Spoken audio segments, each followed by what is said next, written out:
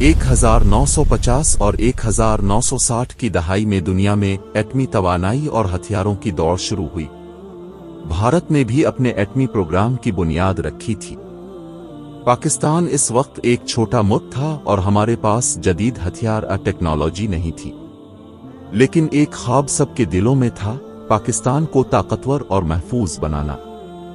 بنیادی شخصیت ڈاکٹر عبدالسلام اور ڈاکٹر عبدالقدیر خان وہ لوگ تھے جنہوں نے پاکستان کے ایٹمی خواب کو حقیقت میں تبدیل کیا۔ ڈاکٹر عبدالقدیر خان نے نیٹ ورک اور ٹیکنالوجی کے ذریعے پاکستان کے لیے ایٹمی مواد تیار کیا۔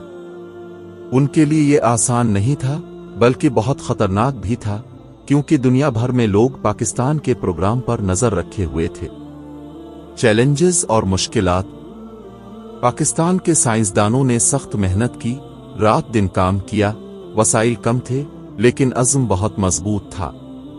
کئی دفعہ دھمکیاں، بین الاقوامی پابندیاں اور مسائل آئے، لیکن سائنسدانوں نے ہمت نہیں ہاری۔ کامیابی کا لمحہ: 28 مئی 1998 کو پاکستان نے چاغ، بلوچستان میں کامیاب ایٹمی دھماکہ کیا۔ یہ دن پاکستان کے لیے فخر اور تحفظ کا دن تھا۔ دنیا نے پاکستان کو تسلیم کیا کہ اب یہ ملک بھی طاقتور ممالک کی صف میں شامل ہے۔ یہ کامیابی محض ٹیکنالوجی یا ہتھیاروں کی نہیں تھی، بلکہ حوصلے، قربانی اور محنت کی تھی۔ یہ پروگرام پاکستان کے خود مختاری اور قومی سلامتی کا ایک ستون بن گیا۔